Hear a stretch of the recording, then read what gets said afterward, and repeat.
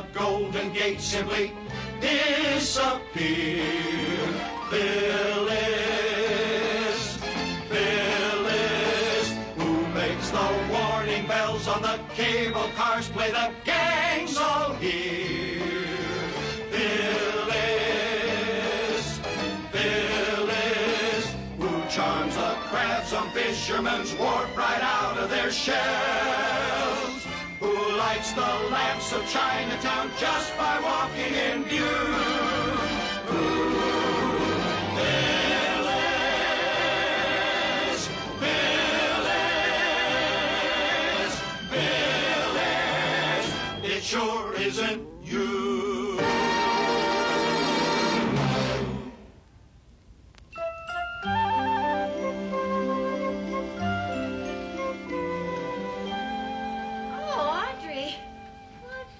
You're up early for Saturday. I couldn't sleep. I thought I'd get some coffee. Here's your morning paper. Thank you, dear. What are you doing up? It isn't 7 yet. Oh, I'm just an early riser. My first husband, Gunnar, used to get up at 6 o'clock every morning to do his calisthenics. He'd do his push-ups, his sit-ups, then his deep knee bends, and then his running in place. Why did you have to get up? We used to do them in bed. He called those exercises his gateway to health. He did them all, every morning of his life. Except, of course, the day he died. When he only got as far as the push-ups.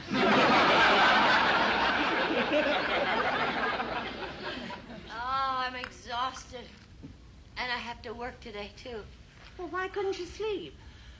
Oh, I'm just worried about Bess up at Lake Tahoe. Oh, I'm sure they have wonderful ski instructors up there. I know, but I still have this terrible picture of Bess lying in the snow, her leg broken, with no one around, crying, "Mommy, where's my mommy? I want my mommy. I want my mommy."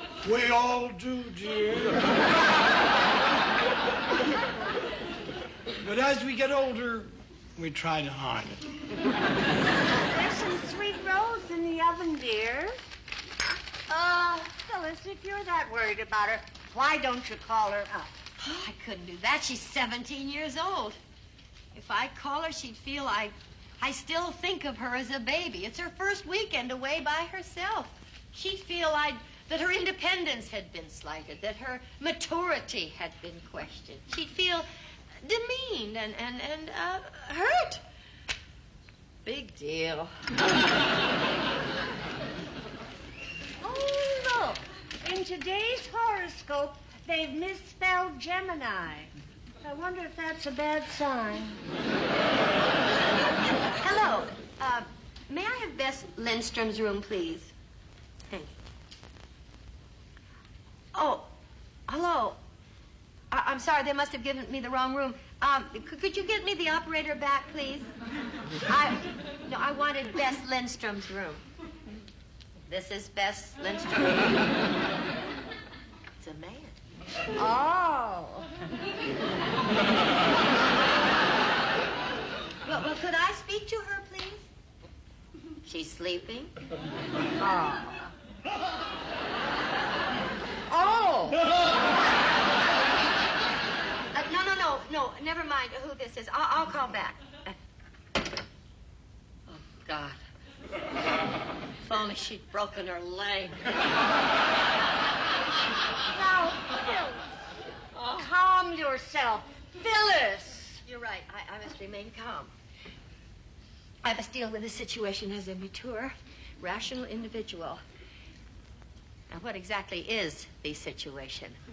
At 6:45 a.m., I phoned my 17-year-old daughter's room. A man answered and said she was asleep.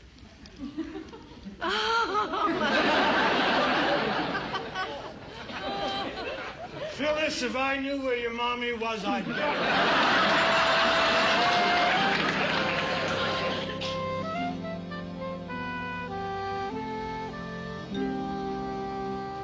Well, will that stop the engine from knocking?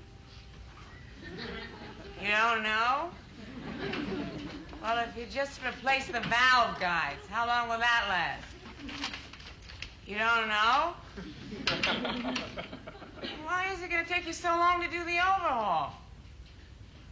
What do you mean you have to send to Europe for the parts? My car is a Chevy. You didn't know? Listen, Satch, I'll think about it and I'll call you back. Stop yelling at me. I've been all over town. Phyllis, it isn't gonna work. Now, just look. Get there, another like, one you'll before see the I store don't like it. closes. What's the please. trouble? Look at. I asked Phyllis to get a candle for the table. Look what she buys. That's all they had. That and one that looked like President Ford. I thought the banana was more romantic. Phyllis, blow it out.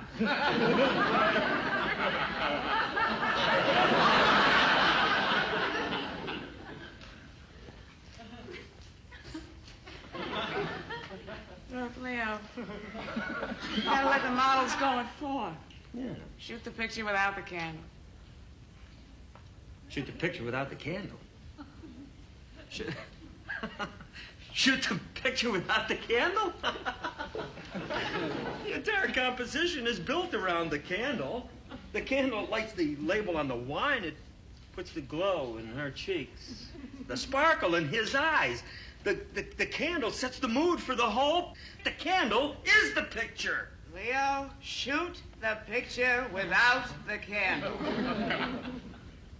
Good idea. Phyllis, could I see you for a second?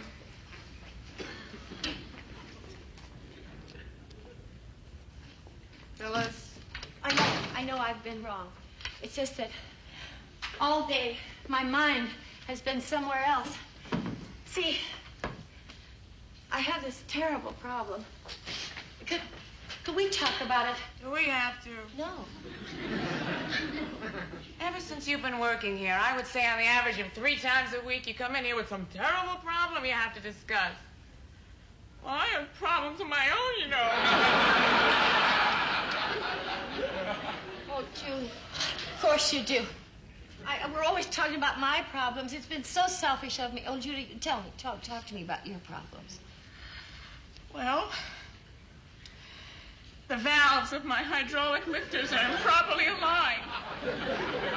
And unless I replace the valve guides and the lifters and get my seats grinded, my valves will collide with my piston and I'll need a complete overhaul.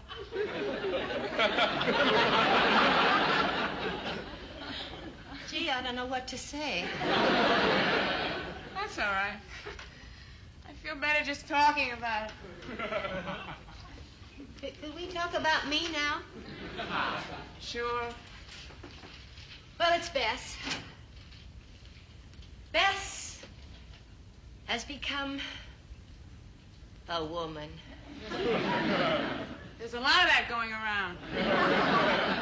I let her go away on a skiing weekend, and I have reason to believe that she met some boy and that she... What you're trying to tell me is that Bess is no longer as pure as the snow she's been skiing on? Julie, I don't know what to do. My mind, I can't think. I don't know. First, you've got to get the facts straight. You've got to find out if what you think happened to Bess really happened. How do I do that? Ask her. Right. Of course, I just ask her, and she'll tell me. Well, there's no point in panicking until I find out the facts. I mean, I'll just ask her, and then she'll tell me. And either way, you're going to feel better.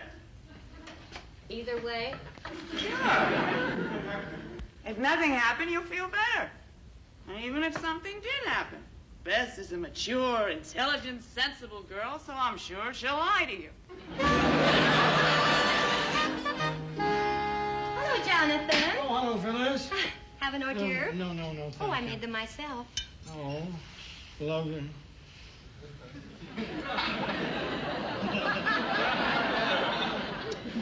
Bess get back from Tahoe yet? She'll be back soon. How are you feeling, dear? Oh, I'm much better. Much better. Ever since I made up my mind to talk to Bess about this thing. I mean, there's no point in getting hysterical before I even know what happened. Oh, that's right, dear. There's plenty of time to get hysterical after you know what happened. Even if there was a boy in her room, that doesn't prove anything.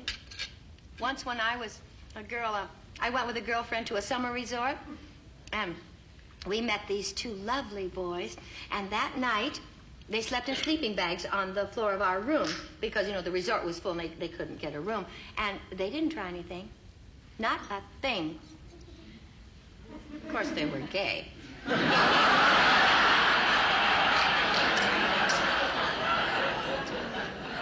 Anyway, the first step is to ask Bess what happened. In fact, I may not even have to ask her. I mean, I'm her mother. I'll probably know just by looking into her eyes. Yes. All I have to do is look in her eyes and I will know. That's right. They say that a woman changes.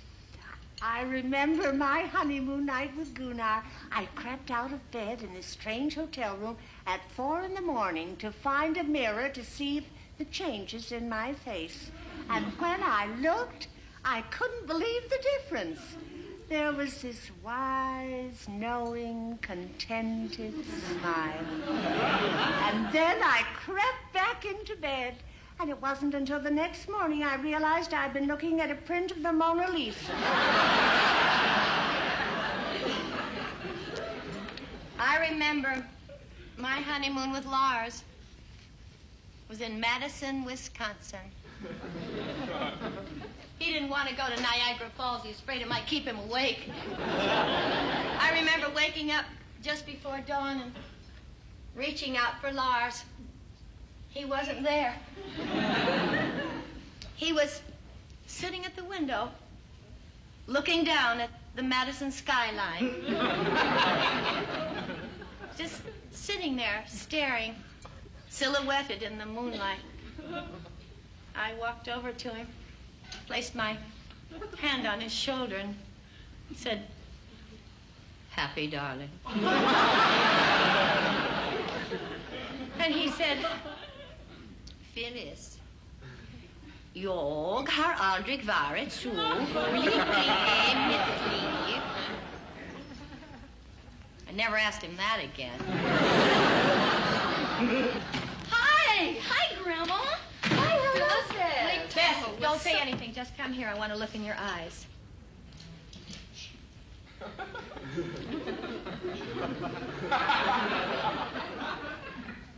Audrey, you want to come over here and see if you can... What are you looking for? M.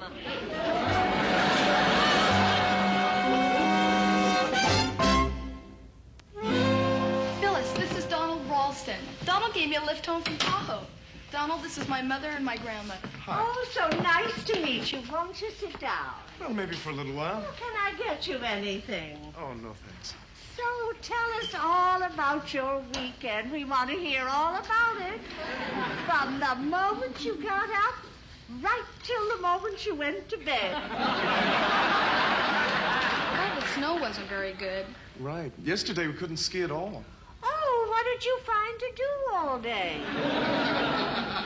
We just sort of hung around the hotel. But last night it did snow, so we got some skiing in this morning. This was really very good, and she's just a beginner, you know. I know. Audrey! Oh, hello, Bess. Hi, Jonathan. Oh, Jonathan, this is a friend of Bess, Donald Ralston, my husband, Judge Dexter. How do you do? Nice to meet you, sir. Judge Dexter is a very wise judge. He can look into the hearts of people and tell if they've done wrong.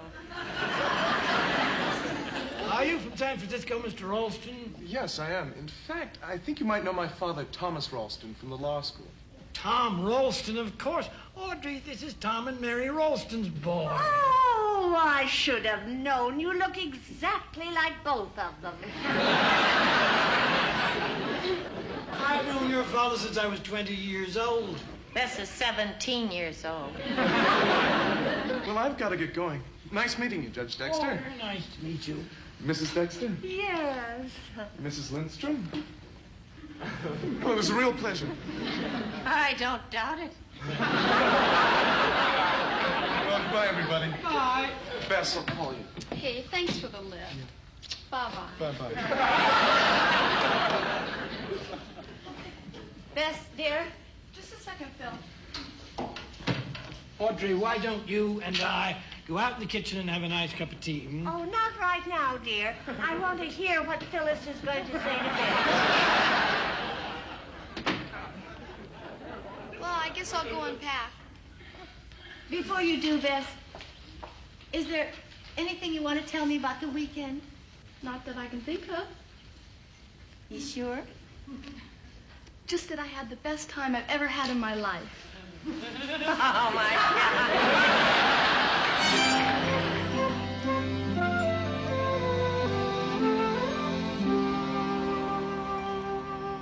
Phyllis, you've got to get some perspective on this thing. It's a different world today from the one you grew up in. Even from the one I grew up in. There's certain things kids today just don't think are wrong, that we did think were wrong. Not that we didn't do them, but we thought they were wrong. In fact, that's why we did them. I know the world is changing, Julie, and I try to keep up with it. I try to be a now, today, with it woman. I try to keep up with all the latest synonyms for marijuana. I try to remember all the minority handshakes. I try to remember it's not John Elton.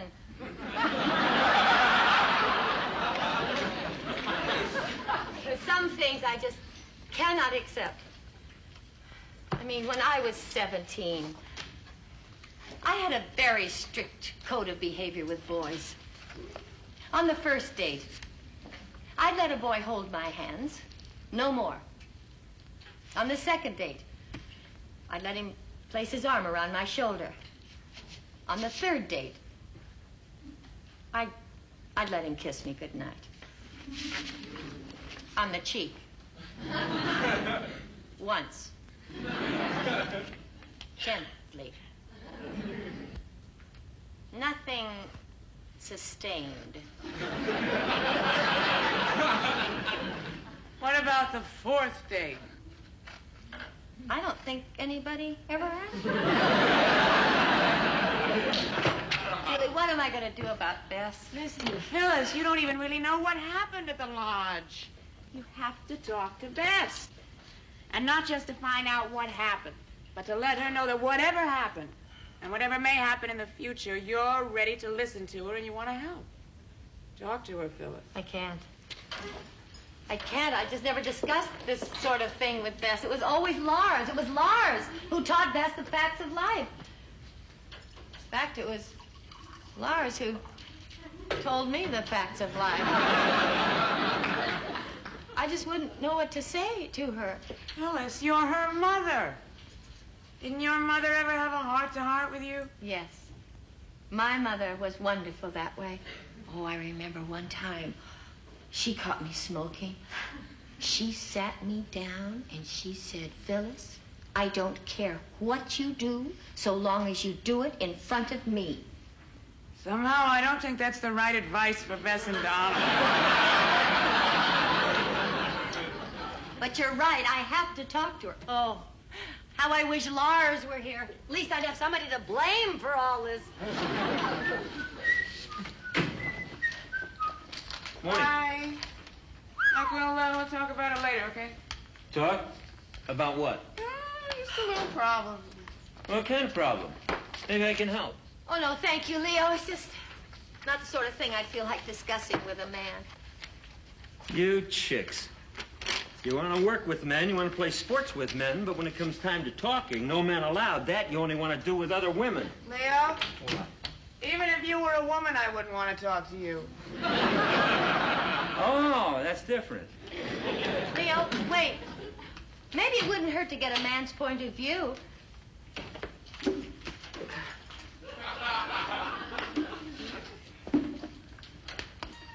Shoot. Leo, suppose you had a 17-year-old daughter. What's her name? Her name? It's my daughter. I'm entitled to know. Her name is Allison. Okay. I got a 17-year-old daughter named Allison. Now, suppose... How's she doing in school? What difference does it make? I'm her father. Straight A's. That's my Allison. All right. What would you do if you found out that your 17-year-old daughter was deeply involved with a boy? Allison?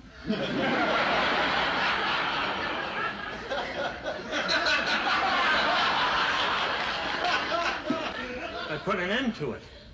Because as hip as I am a firm believer in the old-fashioned virtues. I believe that all girls, when they marry, should be totally innocent. Leo, what if you had a son? Biff! Oh, please, I've got enough trouble with this rotten daughter.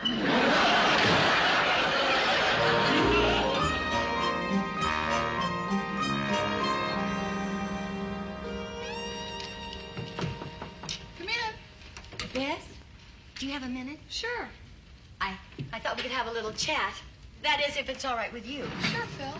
There's nothing else you had to do? Nope. You positive? Positive. Then let's chat. Now then, there are certain things around here that we have to get straight. And we are going to get them straight here and now. And I mean it. I really mean it. I mean it. Do you know what I mean? Now, I am your mother, and you are my daughter. But let's just say for 1 minute that you are my mother, and I am your daughter. How would you like that? No. I'll bet you don't, because you are not my mother. I am your mother, and don't you ever forget it. Yeah, I'll try, Phil. Well, you say that now. But when a daughter has a mother, and she has something to say to that mother, then she should say it. Because when a mother and a daughter can't sit down and talk about things that should be talked about, who can they talk about it with? And I am not going to stand for that. Do you understand what I'm saying? Yeah, I think so. What am I saying? That a daughter should talk to her mother. Right. Well, I'm glad we had this little talk. I shall see you at dinner.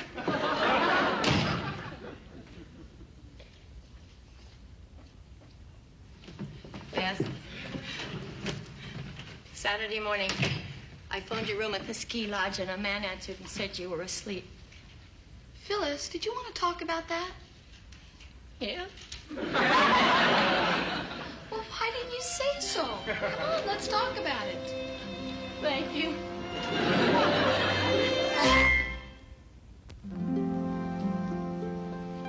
Oh, Phyllis, I hope you don't mind. We decided to eat without you, but I kept everything warm. Thank you, Audrey. Everything go all right with Bess? She confided in me. My daughter confided in me. She told you what happened up at the ski lodge? She told me. I can assume from your face that nothing happened. I didn't say that. Something did happen? No, I didn't say that either. Jonathan, Audrey, you must forgive me, but whatever Bess told me was between mother and daughter and must remain forever confidential, or else Bess could never confide in me again. You understand? Certainly. Of course. Now, if you'll forgive me.